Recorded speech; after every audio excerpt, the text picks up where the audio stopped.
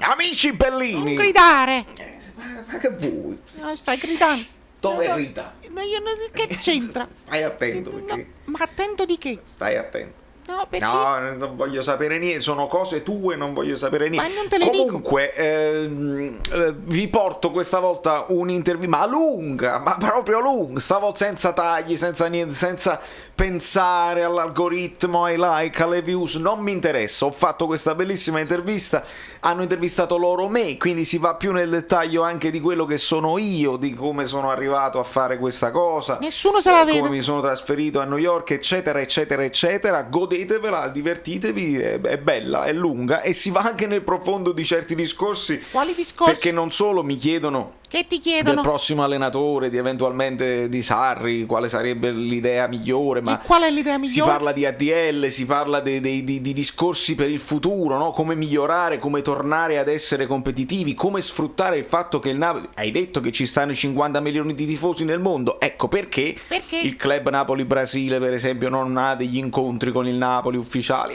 Sono cose che escono bene nel discorso ad un certo punto e facciamo delle riflessioni importanti anche sui tifosi, anche sulla società, Ah, bravo. sulle figure manageriali. Dovete firmare la petizione che trovate in basso in descrizione, perché io la devo mandare, ma deve avere dei numeri più alti. Siamo 7.500 firme, non bastano. Salite con le cose e godetevi l'intervista Godetevi. che mi hanno fatto dal club Napoli Brasile e ci vediamo poi presto, perché ci sono delle cose importanti che bollono in pentola. La bentola stai polle, dicendo? la bentola Ma polle. come La parli?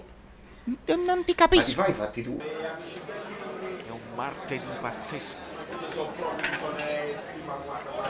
Rumori incredibili, rumori. Ciao Valerio, Ciao Pedro. ciao, mi sente bene? Sì, Un saluto a tutti di Napoli Brasil. Dopo tanti mesi siamo ritornati a fare live e oggi una live troppo speciale. Oggi parliamo con Valerio, proprietario del canale su YouTube Caffè Napoli 1926, dove si fa alcune analisi di pre e post partita, dove si fa live di trasmissioni di partita del Napoli e di altre squadre. Buono, Valerio, è un piacere ricevere tu qua. Ringraziamo noi del Napoli Brasil per questa opportunità e penso che prima di tutto è importante tu raccontare un po' della tua storia, di dove sei, cosa fa, come è iniziata questa passione per il Napoli. Racconta un po' della tua storia.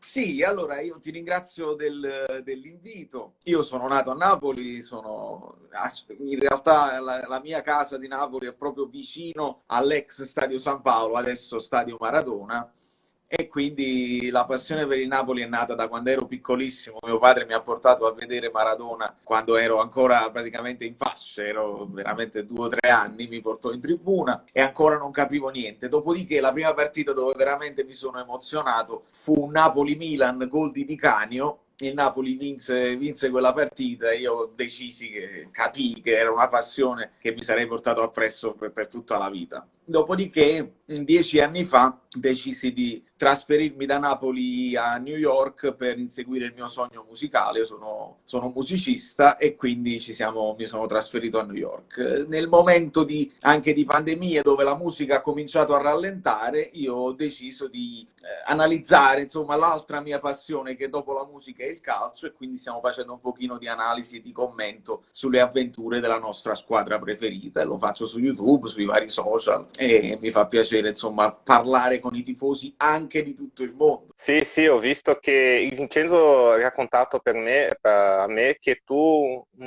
un'occasione hai parlato con la tifoseria del Napoli in Giappone. Sì. E come sei stato in questa relazione? Questo tifoso giapponese del Napoli, che ha vissuto in Italia per un breve periodo di tempo e quindi si è affezionato, lui è stato a Napoli, è andato allo stadio, si è affezionato alla squadra del Napoli, poi è tornato in Giappone e ha continuato poi a seguire la nostra squadra. E quando ho visto i primi video, che lui praticamente, causa fuso orario, noi ne capiamo qualcosa perché il fuso orario ci porta a vedere le partite in orari strani, lui per esempio esempio dal Giappone a volte si deve svegliare di notte e guarda le partite, si mette la maglia, adesso si sta pittando anche la faccia, quindi una passione veramente incredibile. Ho detto io gli devo fare almeno un paio di domande e così abbiamo collegato praticamente tutti i continenti, perché dalle Americhe tu sei in Brasile, io sto a New York, passando per l'Europa, ho tanti seguaci in Germania, in Olanda, in Spagna, e siamo arrivati fino al Giappone, dove comunque il Napoli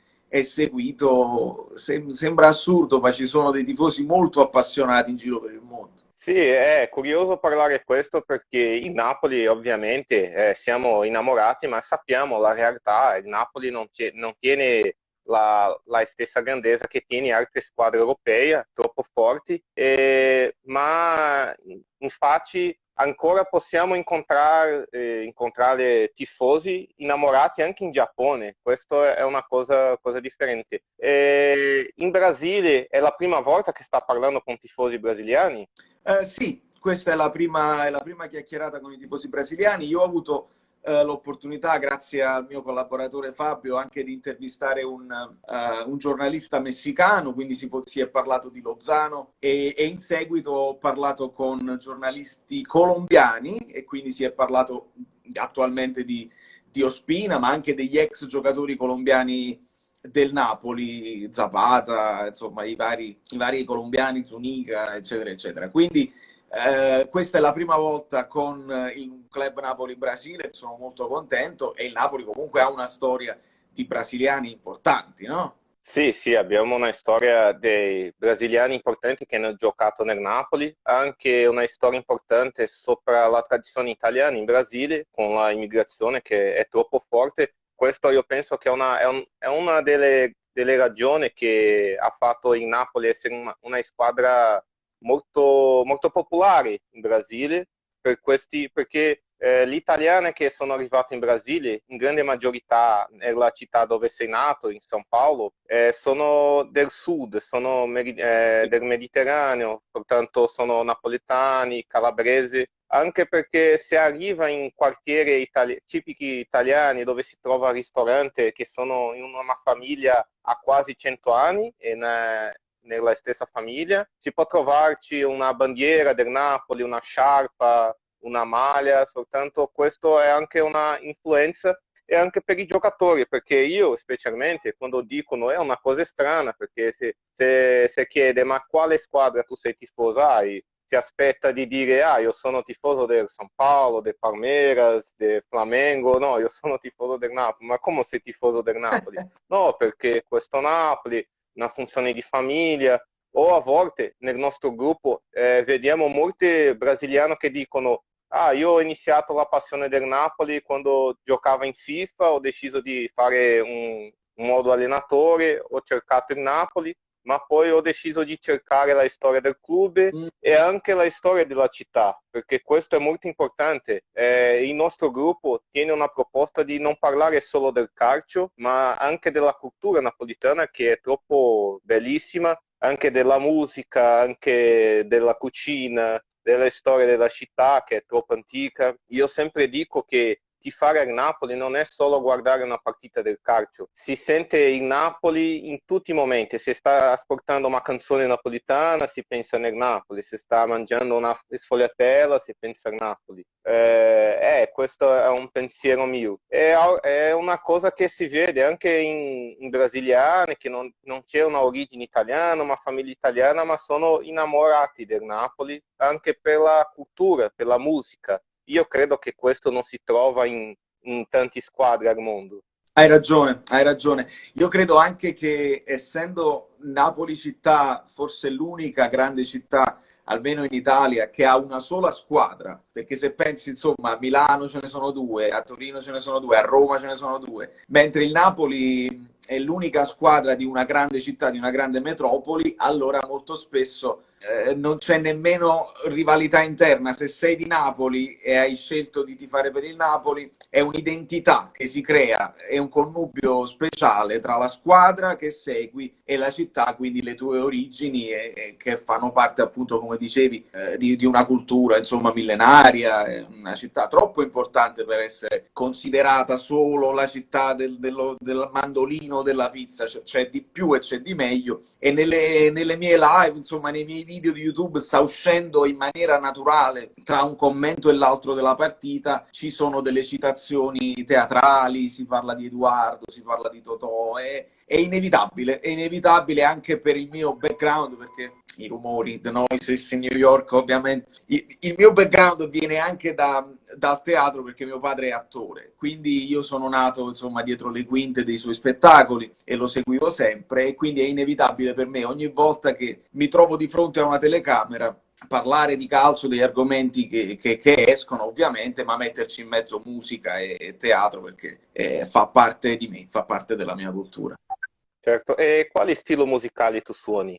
Io sono, diciamo, sono rockettaro. Se uno mi chiede qual è la tua musica preferita, io nasco insomma dal rock degli anni 70, mi piacciono i Led Zeppelin, mi piacciono i Black Sabbath, i Deep Purple. Quello è stato l'inizio della mia storia musicale. Dopodiché, ovviamente, per lavorare, specialmente a Napoli, dove era complicato, insomma, portare solamente rock and roll, ho fatto un po' di tutto, ho suonato dance, ho suonato la musica italiana, ho suonato pop, jazz.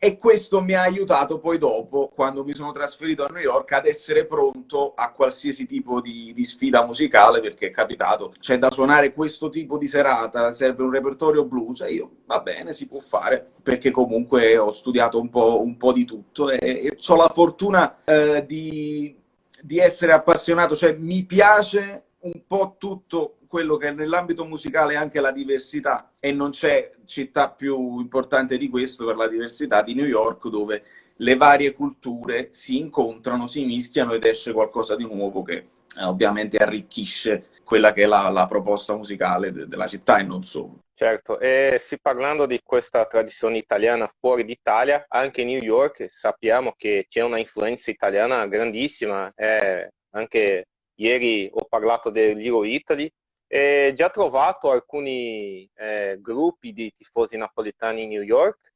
Sì, allora c'è la sciarpa qui che si vede, il Napoli Club New York City, la N poi dopo finisce, che praticamente c'è un ristorante a Manhattan, che è il Ribalta si chiama, degli amici Rosario e Pasquale, che hanno fondato il Club Napoli New York in questo ristorante, vedono le partite insieme, quando si poteva insomma fare assembramenti eccetera eccetera, e quindi io sono diventato subito un tesserato del Club Napoli New York, e ci sono parecchi tifosi anche qui, nonostante insomma il Napoli non aiuti, perché comunque non creano tanti incontri, non creano tante opportunità per i tifosi all'estero. Dobbiamo fare un po' tutto noi, che siamo insomma appassionati e ci dobbiamo organizzare, dobbiamo prendere delle iniziative, e va bene così. Però sì, New York è una di quelle città dove la presenza della comunità italiana è ancora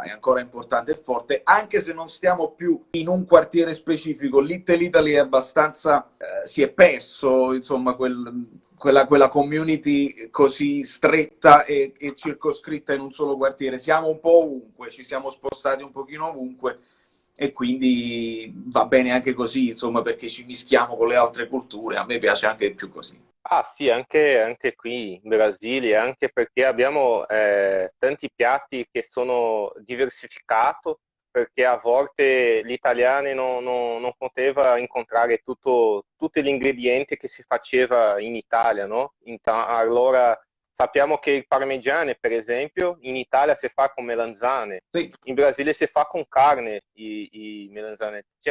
Sì, sì, con carne, è un grandissimo successo. Anche che quando parlo che il vero parmigiano si fa con melanzane, i brasiliani sono un po', oh, ma con melanzane, non con carne. A me mi piace dei due modi, ma mi piace fare anche con melanzane. Bellissimo, bellissimo. Ma questa è la bellezza poi di chi viaggia, insomma, di chi vede le varie culture. Io qui ovviamente, come dici tu, non è sempre facile trovare gli ingredienti, quelli della nostra terra, e allora ti devi un pochino organizzare e trovare anche delle varianti sul tema. Sì, pensarci questo a 80 anni fa, 70 anni fa era più difficile che oggi, né? Oggi io penso che è un po' facile trovarci da quando stiamo parlando di tempo di 70 anni fa. E stavo parlando sopra questa difficoltà che anche noi abbiamo di realizzare incontro. Io posso dire che ufficialmente abbiamo solo un incontro che è stato molto speciale perché è successo quando contro la Juventus nella partita di 2018 con i gol di Koulibaly, una partita storica. È stato un incontro in un bar con molte persone e abbiamo questa difficoltà anche perché i tifosi napoletani sono dispersi in Brasile, soltanto è difficile fare un incontro quando tutti quanti stai disponibile e anche per questa pandemia, no? Ma io penso che il Napoli calcio non sfrutta, non esplora questa opportunità di portare la tifoseria napoletana dispersa al mondo, che io penso che è troppo grande, è una delle più fanatiche. Mi ricordo di avere visto un articolo che parlava che la tifoseria del Napoli era la quinta più fanatica del mondo e la più fanatica d'Italia. Sì, è vero, siamo una delle tifoserie veramente più focose ed accese e calde del pianeta. Ultimamente, adesso ovviamente non ci sono gli stadi e quindi così, ma nell'ultimo periodo secondo me si è un po' abbassata questa cosa. La tifoseria del Napoli si è anche un po' imborghesita, si dice a Napoli, nel senso ci siamo abituati anche bene a certe cose, abbiamo cominciato anche a lamentarci del secondo posto, dicevo bisogna per forza vincere, quindi il tifoso è diventato un pochino più esigente. Però dici bene quando dici che insomma il Napoli stesso deve considerare di più, anche perché poi De Laurentiis spesso lo dice, noi abbiamo, dice numeri incredibili, 50 milioni nel mondo, perché lui considera ovviamente le varie comunità italiane che, come dicevi bene tu, molto spesso vengono dal sud e quindi ci sono i simpatizzanti della squadra probabilmente più rappresentativa del sud, che è il Napoli. Però tu a quel punto quei simpatizzanti, per farli diventare tifosi come sei tu e come sono io, devi seguirli, devi dare insomma, devi creare delle iniziative, degli incontri, devi mandare ogni tanto dei giocatori a fare degli incontri con i tifosi, è molto importante, altrimenti se tu lasci solamente al simpatizzante, ogni tanto devono guardarsi una partita e tu non dai soddisfazione ai gruppi, ovviamente non si crea quell'attaccamento che noi abbiamo, dove ogni giorno mi sveglio e la prima cosa che devo vedere se ci sono delle notizie sul Napoli appena mi sveglio. Il simpatizzante, se il Napoli vince, è contento, se il Napoli perde non fa niente, noi invece stiamo male. Se il Napoli perde ci sentiamo male, quindi il Napoli deve assolutamente capire che se vuole chiamare questi 50 milioni di tifosi, deve fare qualcosa in più e deve spingere sull'acceleratore anche per l'estero. Sì, io penso che è anche un'opportunità che non è ancora esplorata e che era buono esplorare per dimostrare la grandezza del Napoli, né? Perché quando si parla in Italia si parla molto ovviamente dell'Inter, del Milan, della quelle squadre che non mi piace molto dire i nomi, soltanto, ma io penso che questa è la grandezza del Napoli e che anche noi vediamo in molte brasiliane, come ho già raccontato a te, che dice che il Napoli è differente. E adesso voglio fare una domanda a te, perché stava parlando che il Napoli ultimamente sta giocando per forse vincere un scudetto, aspettiamo tutti, e questa esigenza è più maggiore che negli ultimi anni.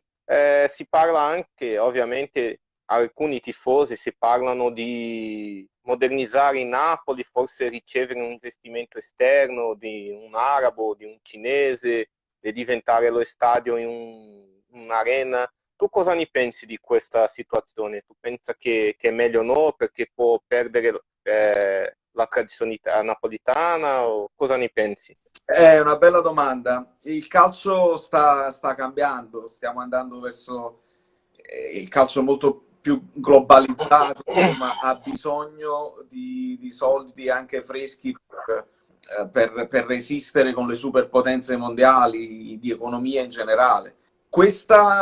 L'intervento di nuovi investitori alle volte va bene, alle volte va male. Ci sono degli esempi anche recenti dove alcuni investitori arabi o cinesi fanno un tentativo, poi magari non arrivano i primi risultati e mollano e magari ti lasciano peggio di come ti hanno preso. De Laurentiis è stato uno di quelli che ha creduto nel progetto Napoli all'inizio, quando il Napoli era fallito e non si riusciva a trovare un'offerta di nemmeno 4-5 milioni e nessuno lo voleva comprare o lo poteva comprare. De Laurentiis, grazie alla sua intuizione, insomma, prestiti con le banche, ha messo quei 30 milioni necessari e ha ricominciato un progetto. È chiaro che siamo arrivati di nuovo in auge dalla Serie C, siamo arrivati fino alla Champions League, abbiamo fatto un grande percorso, ma adesso ci scontriamo con le potenze importanti, perché l'Inter è tornata, la Juventus non ha mai mollato, il Milan è tornato e quindi il Napoli adesso si inserisce con la Roma, con la Lazio e con l'Atalanta, che è una nuova potenza giovane, per lottare per quel posto in Champions League. Il Napoli merita, per bacino d'utenza, per tifosi e anche per storia, perché comunque il Napoli ha avuto il giocatore più importante del mondo, i nostri 2 scudetti li abbiamo vinti e qualche coppa anche internazionale, quindi il Napoli merita di stare lì e lottare. È chiaro che da solo De Laurentiis non riesce ad andare oltre, perché il fatturato è quello che è. Il Napoli non cresce economicamente, anzi in questo momento si parla di ridimensionamento, si parla di ingaggi che devono essere abbassati. Come hai detto tu, servirebbe uno stadio di proprietà, servirebbe fare un museo itinerante dove il tifoso che viene magari dall'estero viene a vedere il museo, viene a seguire le cose. C'è il Centro Paradiso, no? Il vecchio campo di allenamento dove si allenava anche Maradona, è abbandonato ed è una cosa che non è possibile, perché tu hai delle opportunità e delle potenzialità da sfruttare anche a livello economico e si perde tempo, si pensa ad altro e purtroppo stiamo perdendo terreno dalla vetta, mentre le altre stanno un pochino crescendo. La Roma adesso c'ha gli americani.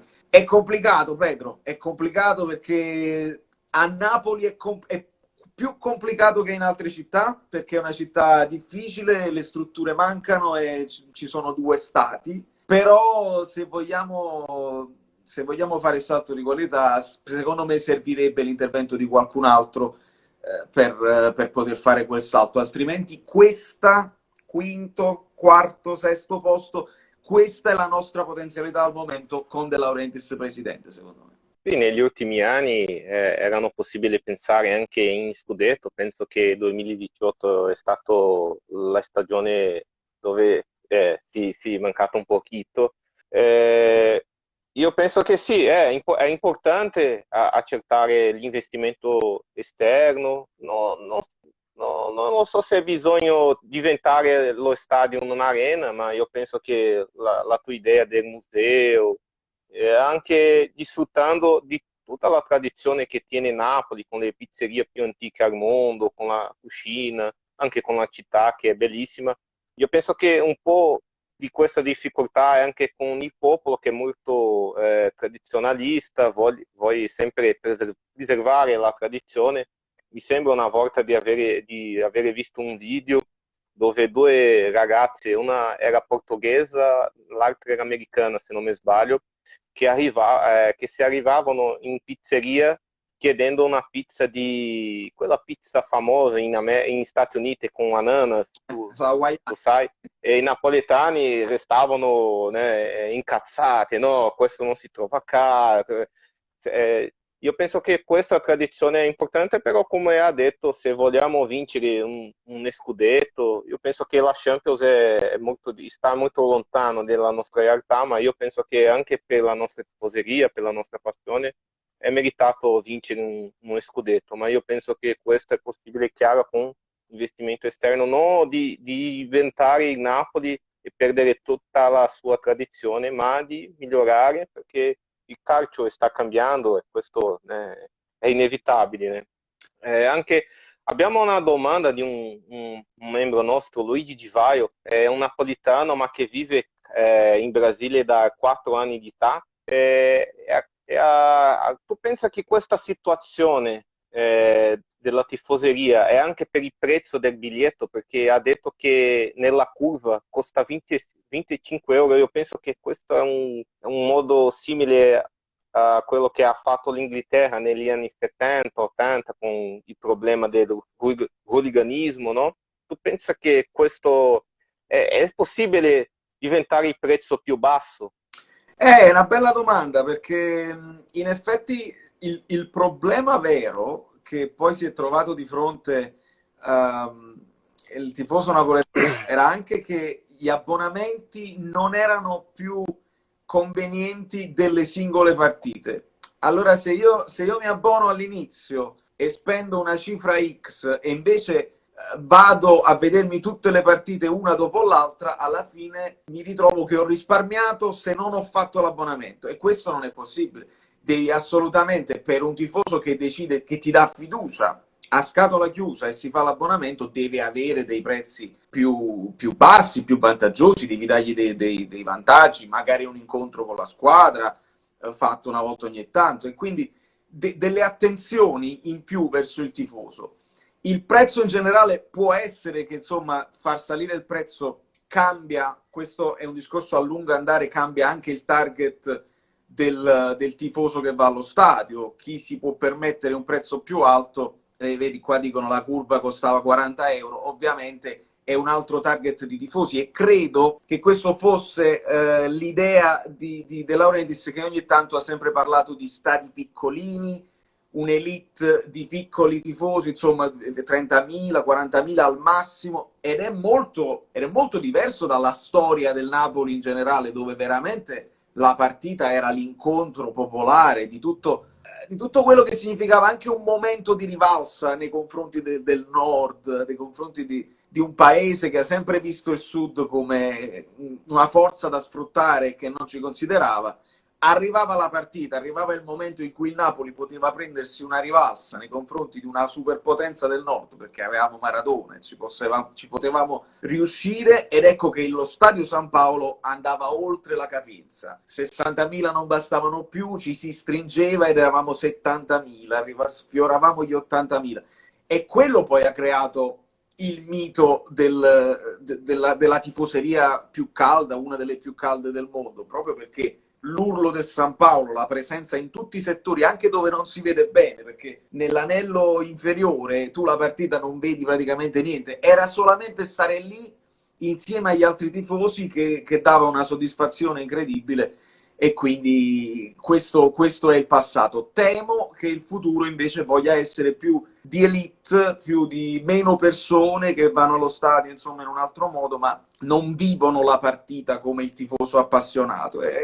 E quella è la tifoseria un pochino più imborghesita, che se sbagli un passaggio cominciano, sai, a fischiare, a contestare. Questo non fa bene in generale alla squadra, specialmente in un periodo dove oramai il social ha dato voce a tutti i tifosi e quindi tutti si sentono il diritto di dire questo non è buono, questo è meglio, fai così e l'allenatore se ne deve andare. Insomma, i tifosi hanno più voce in capitolo a livello di opinione con i social e il tifoso dello stadio dovrebbe fare da contraltare a questo e dare quel sostegno fino alla fine, come si diceva, al di là del risultato. Il tifoso è al di là del risultato, deve stare là, deve incitare, poi dopo finita la partita può fare dei ragionamenti, però devi dare una mano alla tua squadra, altrimenti che tifoso sei? Sì, sono d'accordo con te. E disfruttando di questa domanda, di questa realtà del Napoli, abbiamo un'altra domanda di nostri tifosi brasiliani, cominciando per la domanda di Vincenzo. La domanda è quasi certo che Gattuso non resterà al Napoli? Io veramente, in mia opinione, credo che è un grande allenatore, non è chiaro un allenatore straordinario, ma io credo che questa situazione non sia tutta la colpa sua.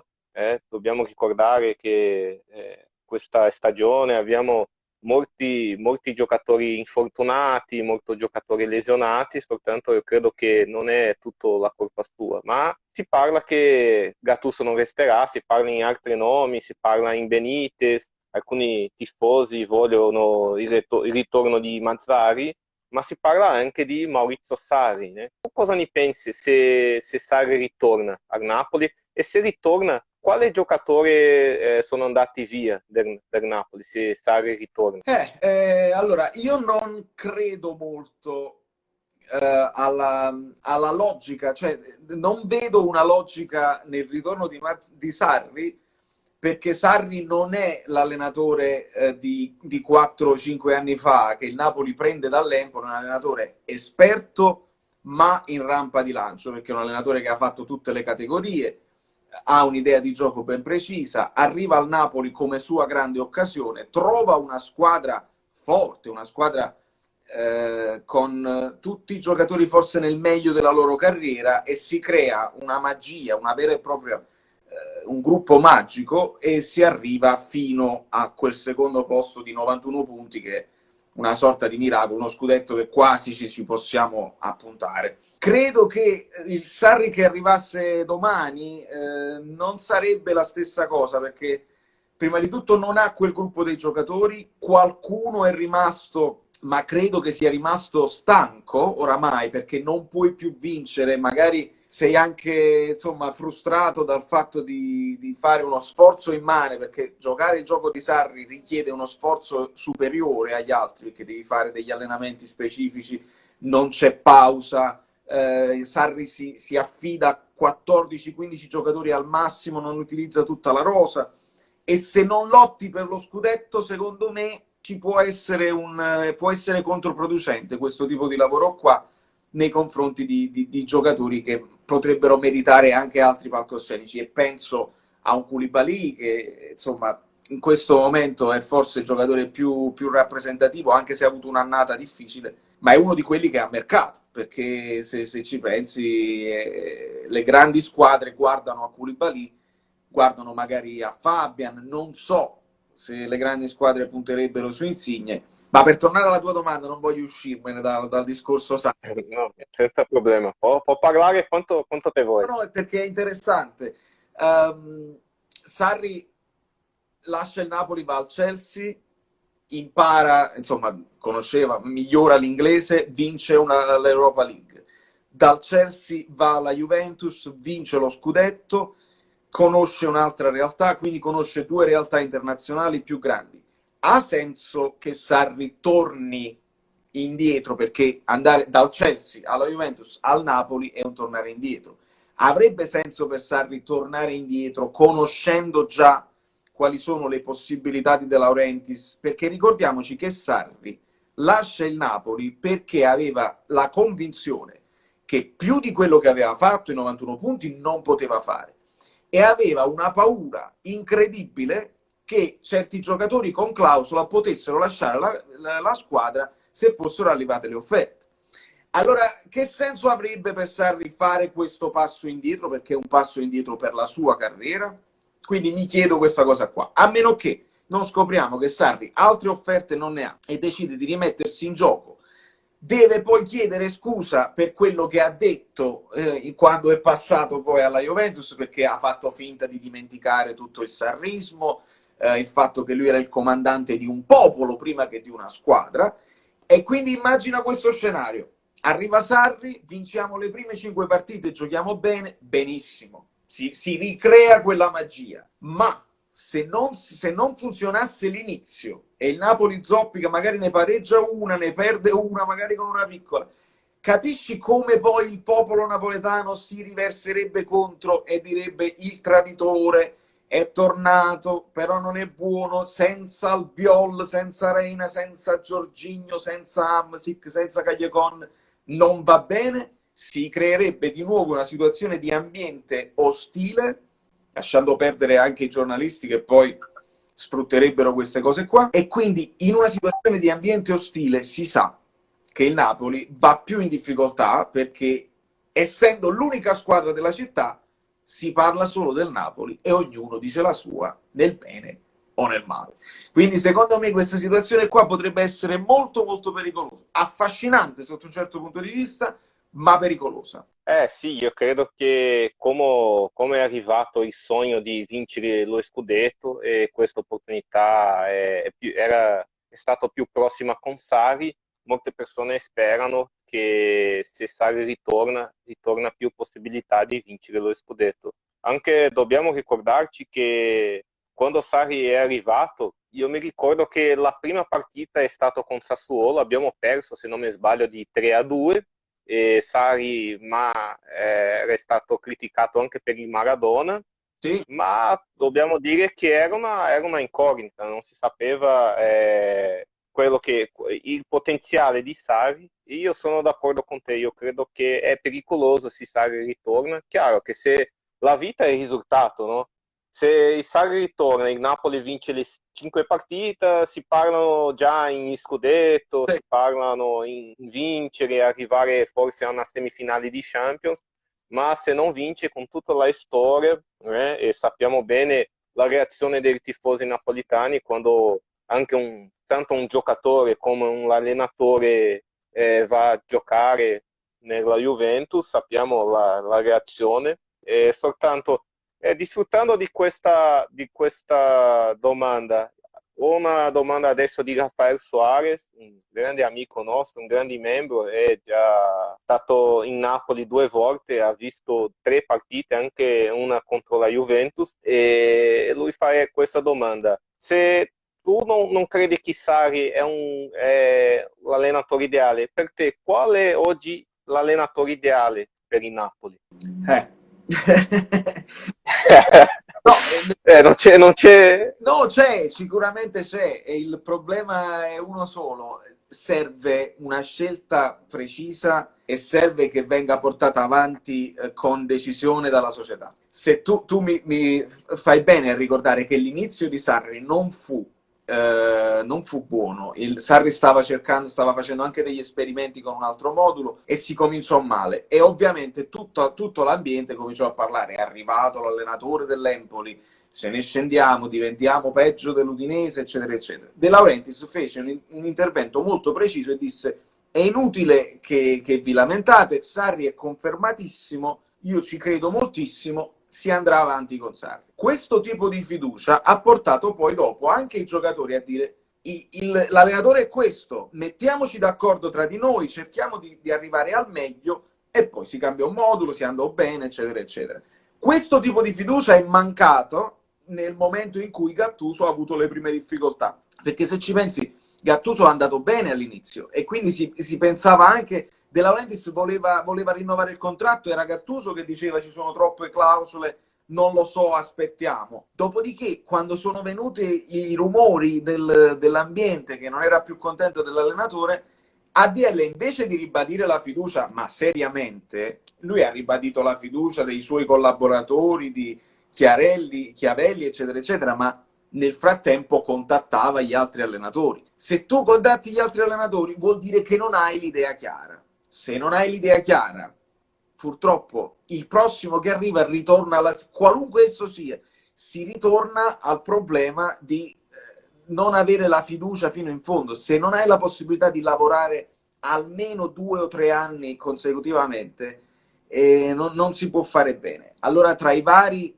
profili che si sono fatti, si è parlato di Italiano, che è un giovane allenatore che probabilmente potrà fare bene nella sua carriera, però non ha, di contro non credo che abbia tutta l'esperienza che aveva Sarri, proprio di età, di anni passati ad allenare. Idem De Zerbi, un altro allenatore che ha dà un'identità molto precisa alla sua squadra, giovane come è Gattuso, quindi gli si diranno le cose uguali, a meno che non vai su un profilo più importante come quello che può essere Spalletti, come quello che può essere, si è parlato anche di Allegri, di questi profili più che hanno già delle esperienze, allora possono magari reagire alle prime critiche in maniera più forte, perché Gattuso secondo me è ancora un giovane allenatore, di fronte a certe critiche poteva anche reagire in maniera più morbida e non prendersela. Io capisco, sono arrivate critiche sul personale, lui è così, Però si poteva anche fare finta di niente, tapparsi le orecchie, continuare a lavorare, capire dall'interno, e quindi il dialogo con la società è importantissimo, capire dall'interno che le difficoltà sono normali e quando ti mancano Mertens o Simmer, pure Petagna, e ti devi adattare, più di quello non si poteva fare, e quindi continuare sulla stessa barca a remare nella stessa direzione. Adesso io non lo so qual è il profilo ideale per il Napoli dell'anno prossimo, spero solamente che chiunque si scelga si faccia un mercato per l'allenatore specifico e quindi che sia già stato scelto magari, e che poi si dia fiducia e si chieda ai tifosi di avere pazienza se ci fossero delle difficoltà iniziali. Serve un po' di pazienza perché Gasperini nell'Atalanta arriva a questi livelli perché ha avuto il tempo a disposizione anche di sbagliare, capito? Quindi non basta individuare un nome, serve il nome con la fiducia, non dico ad oltranza perché poi se perdi 10 partite consecutive devi essere esonerato, però il cambio di allenatore in corsa non è secondo me la soluzione ideale, perché poi abbiamo visto anche le altre squadre non è che migliorano al 100% quando cambi in corsa. Ah sì, dobbiamo ricordare che quando Sarri è arrivato sono rimasto al secondo posto con un'opportunità, una possibilità di vincere lo scudetto, ma nella seconda stagione abbiamo rimasto nel terzo posto.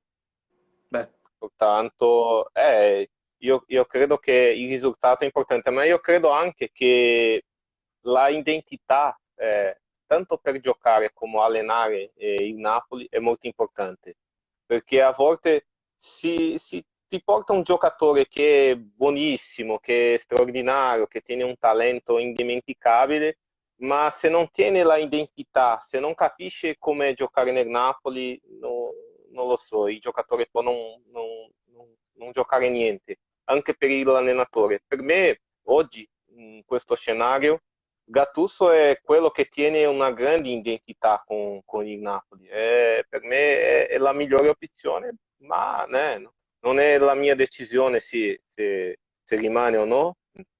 E penso che la stessa cosa che ha detto Sarri, si parla anche di Allegri, ma Allegri no, no. Se viene all'Allegri io prefiro Sarri, perché l'Allegri certamente non c'è il profilo napoletano, non è anche perché gioca nella Juve, ma io vedo Allegri una persona molto arrogante no, è che vero. pensa che è il migliore di tutti, e io penso che questo con la relazione con la tifoseria e il popolo napoletano non. Guarda, hai ragione, hai detto una cosa importante.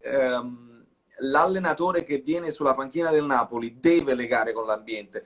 Quella scalata verso il secondo posto si è fatta anche perché per la prima volta tutto il popolo napoletano era legato a Sarri, all'allenatore, compatto, cioè gli striscioni allo stadio erano Sarri uno di noi, apprezzavano le reazioni anche alle offese Sì, razziste, e questo era troppo importante, e con Gattuso si stava creando Gattuso uomo del Sud, Gattuso che vince la Coppa Italia. C'è quell'immagine di quando il Napoli torna con la Coppa Italia e c'è la gente che esulta, Gattuso a quei pochi insomma tifosi che erano lì dice aspetta, fatemi sentire un giorno all'improvviso. Si stava creando quell'unione di intenti anche con l'ambiente, dopodiché purtroppo c'è stato un po' di sfortuna, e a questa sfortuna si sono aggiunti una serie di attacchi, secondo me, che non dico ingiustificati, ma troppo esagerati e trancianti, e abbiamo perso un'occasione, credimi, perché con Gattuso si poteva creare non dico un ciclo, ma un percorso congruo e coerente di un uomo che comunque ha vinto tutto da giocatore, è un uomo che sa cosa significa, e non è passato troppo tempo, è un uomo che sa cosa significa le difficoltà, è comunque un vincente. Da allenatore deve fare i suoi errori, deve farli e deve lasciare, la gente glieli deve lasciare fare, e lui poi capisce e migliora, perché nessuno è nato già imparato, ed è così. Abbiamo perso un'occasione perché, credetemi, ovviamente non è colpa dei tifosi, ma se un certo tipo di giornalismo porta avanti un discorso e in televisione dicono non è buono, non sa allenare, deve strappare il tesserino, il patentino di allenatore, questo tipo di attacco, il tifoso che non fa analisi ovviamente è vulnerabile, dice ma c'ha ragione, abbiamo perso 2 partite contro il Verona, abbiamo perso... E lì ovviamente, senza avere gli strumenti per capire nel profondo quello che sta succedendo, parte della tifoseria l'ha seguito e ovviamente Gattuso che cosa si ritrova? Attaccato a livello personale. Lui che conosce i social sa che i social distraggono anche i giocatori. Si è trovato in questo marasma dove praticamente non riusciva più ad uscirsene e quindi ha cominciato anche a fare più errori di quelli che poteva fare. Abbiamo perso un'occasione perché lui se ne andrà, Champions o non Champions, se ne andrà con un ricordo probabilmente di Napoli negativo, non per colpa dei tifosi, non per colpa dei giocatori, ma in generale per quello che è successo intorno a lui. E un domani dirà, ma sai, a Napoli non mi piace come quell'avventura che ho avuto, preferirei allenare una Fiorentina, ma magari mi fanno lavorare. Capisci com'è grave, che peccato aver trattato così, come anche il discorso di Ancelotti, dove praticamente se gli si dava, ed io ero il primo che volevo l'esonero di Ancelotti, perché stava andando veramente in rotta di collisione, però questi allenatori che conoscono, insomma, che sono vincenti, che hanno esperienza, ti devi affidare un po' di più. Se Ancelotti decide questo va bene, questo non va bene, ricreiamo uno spogliatoio, probabilmente dovevi dargli ascolto e invece si è andato avanti sotto altro punto di vista e delle problematiche sono poi venute a galla anche dopo.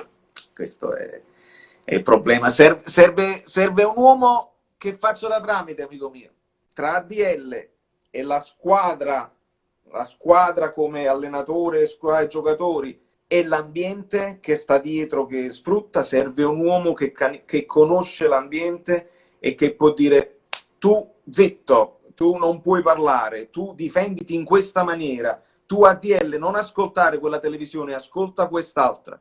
Senza questo, amico mio, la confusione regna e regnerà sempre. Sì, sono d'accordo. Anche perché a me mi piace molto De Laurentiis, mi ringrazio sempre per tutto quello che ha fatto da 2004, ma io penso che a volte De Laurentiis parla cose che non si deve dire, e anche perché sappiamo che è una persona difficile per portare qualsiasi giocatore. Questo io penso che è un'altra difficoltà, perché a volte possiamo vedere un allenatore dicendo io voglio questo giocatore, no, questo giocatore è troppo vecchio. Sappiamo che De Laurentiis non porta giocatori molto... preferisce sempre portare un giocatore giovane, un giocatore che una promessa, ma... Boh. Buono, ho un'altra domanda che si parlano, chiaro, dei giocatori, del nostro amico João Nicolini. Secondo te, perché non ci sono più atleti sudamericani a Napoli? Attualmente solo Spina è del continente, perché abbiamo visto negli anni 80 avevano Careca, avevano Alemão, anche Maradona, Cavani, Lavezzi, Higuaín, e ultimamente non vediamo neanche giocatori argentini, che erano una tradizione. Il popolo napolitano piace molto dell'Argentina, anche in mondiale si vediamo molti napolitani che tifano per l'Argentina e non per l'Italia. Perché non ci sono più atleti sudamericani a Napoli? Allora, so 2 possibili risposte sotto questo punto di vista. Una, ed è un po' fantasiosa, probabilmente i gruppi che si crearono con i giocatori sudamericani, ricordo insomma Lavezzi, Navarro, Gargano dell'Uruguay, poi si aggiunse Cavani, Zuniga con Armero, con Britos, ce n'erano veramente tanti, Campagnaro, ed erano anche un gruppo abbastanza unito. Ora non so se all'interno di questi gruppi c'erano dei personaggi anche un po' sopra le righe, che magari si divertivano in città, facevano anche una vita non troppo da atleti, da professionisti. Non posso fare illazioni solo perché non l'ho visto in prima persona, ma io so che il Pocio, che è un giocatore che io adoro e adorerò sempre, molto spesso si faceva delle serate al centro storico con tanta birra e tanto divertimento. Credo, e mi faccio un'idea mia, veramente è un'idea mia, magari De Laurentiis ha detto questi sudamericani, quando poi dopo si entrano nell'ambiente e si abituano anche a Napoli, poi dopo non fanno vita da atleti e vengono meno nei momenti importanti della stagione. Questa potrebbe essere una delle cose, perché De Laurentiis prende delle convinzioni, prende degli esempi, no? Per esempio Cavani, grande atleta invece, grande professionista, però andava un pochino in giro a guardare troppo le donne, per dirti. E poi è vero, perché tradì la compagna e ha lasciato i figli a Napoli e poi è andato. Comunque dice ok, no, Ha detto anche per i Reina ha detto questo. è verissimo. E questo poi a Napoli il gossip lo sai che gira, e se ne parla sempre. Allora magari vi ha pensato, ok, questi tipi di giocatori qua non vanno bene. Vicino a questa ipotesi mia, ripeto, fantasiosa, però plausibile, c'è il lavoro del direttore sportivo, del direttore tecnico che è giunto lì, che probabilmente ha più dimestichezza con giocatori che stanno nell'ambito europeo, non per forza italiani, ma ha più contatti con i giocatori europei. E quindi anche l'arrivo di Osimhen, che è un calciatore insomma africano, però sempre ha giocato nell'ambiente, ha giocato prima in Germania, poi ha giocato in Francia.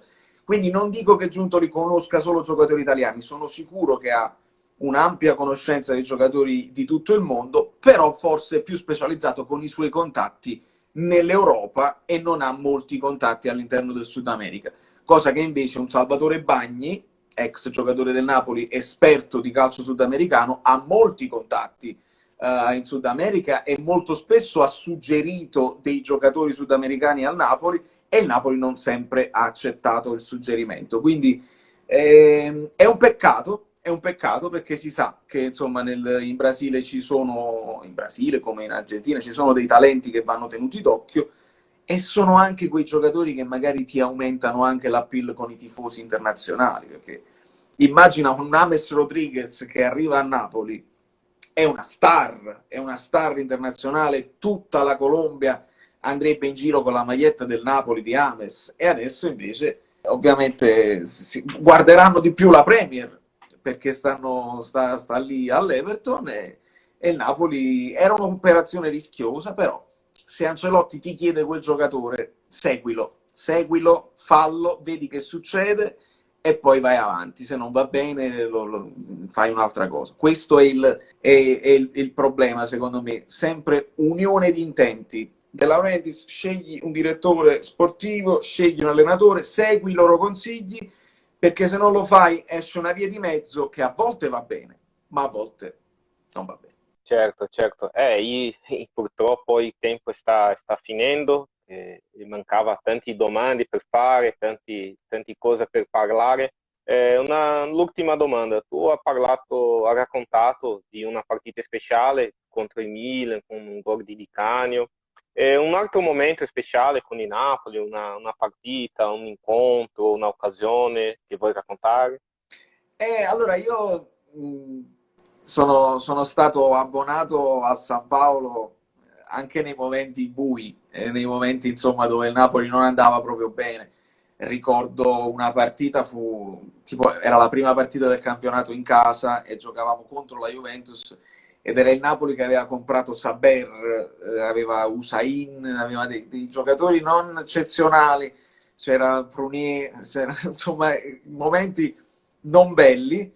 Però mi ricordo questo cross di Saber, sembrava abbiamo preso il nuovo Cafù, c'era un entusiasmo incredibile nella curva, e ci esaltavamo, ecco, anche semplicemente per una giocata che ci portò un calcio d'angolo, non fu niente di straordinario.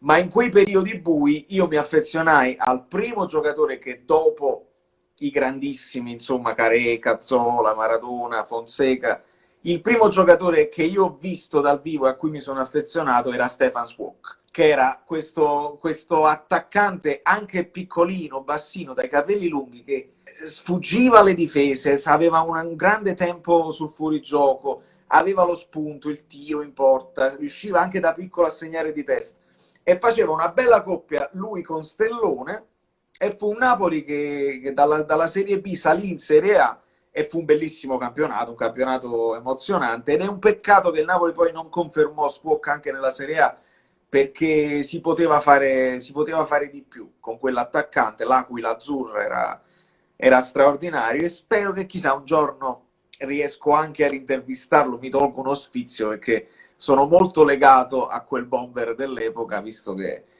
non avevamo grandi campioni, lui rappresentava il numero 9 che veramente ti faceva emozionare. Certo, certo. E allora, Valerio, ti ringraziamo per questa opportunità, per accettare questo invito di parlare con noi. Mi dispiace se il mio italiano non è troppo perfetto, Assolutamente. ma Io sono impressionato, tu sei nato a San Paolo, cioè tu sei brasiliano, e il tuo italiano veramente è superiore a molti tifosi e youtuber del Napoli. Fatemelo dire. No, no, no, no. No, non so cosa dire, ma grazie, grazie. Io devo dire complimenti per il suo canale, è troppo buono, io sono già iscritto e chiedo che iscritti nel nostro canale Napoli Brasile stava un po' fermato, ma stiamo iniziando a fare un altro video, specialmente video di cucina, di ricetta napolitana. Abbiamo fatto adesso una pasta, io ho fatto una pasta alla norma che sta nel video, e poi se vorrei cercare un video dei gigantoni partenopei, una ricetta mia che ho fatto, se vorrei cercare, è interessante, e stiamo facendo nuovi video nel canale. Soltanto grazie, è una considerazione finale. E io adesso devo studiare il modo di registrare queste interviste, e voglio postarla anche sul mio canale, in modo da, così com'è, lunga, bella, spontanea, e così cerco di fare anche un pochino di pubblicità al tuo club Brasil, che mi fa piacere, Anche a noi. e voglio avere questo contatto con i tifosi di tutto il mondo. Veramente ti ringrazio tantissimo per l'opportunità. Saluto anche Vincenzo, che insomma mi parlava di questa cosa, e sono veramente contento di questa chiacchierata, dove sono usciti degli spunti secondo me anche profondi, anche importanti. Certo, ringraziamo, e poi chissà possiamo fare un'altra live, un'altra opportunità insieme, no? Quando finire questa pandemia, fare un incontro, chissà, né? Gio vuole salutare, Non io manca... leggevo, volevo ringraziare anche tutti gli amici bellini che sono qui, che sono entrati, che adesso ti seguiranno tutti quanti. Dicono che Gio vuole salutare. Gio sta qua, vedete? Dove lecchia? Fammi salutare. Perché gli amici devono sapere che ci sono dei personaggi che si stanno sviluppando anche all'interno delle cose. Non si parla solo di calcio, ci dobbiamo anche divertire. Chiaro, chiaro. Certo, Valerio, un grande abbraccio per te. Grazie ancora, e forza Napoli sempre. Il pronostico del gioco contro il Crotone, quanto sarà per te? 50-0 per il Napoli. Bravo. 50-0, 50 gol di Mertens, pronto. Certo, un abbraccio, grazie ancora, forza Napoli, Valerio. Sempre, amico mio, grazie. Ciao a tutti. Ciao. Amici bellini, siamo arrivati a 5.000, bravi, ma adesso abbiamo un altro obiettivo, sono i 7.500. Dopodiché la giveaway avrà il sapore di magliette un po' diverse. Iscrivetevi al canale, c'è stato tasto, da Saverio Sol, non mi ricordo come mi chiamo.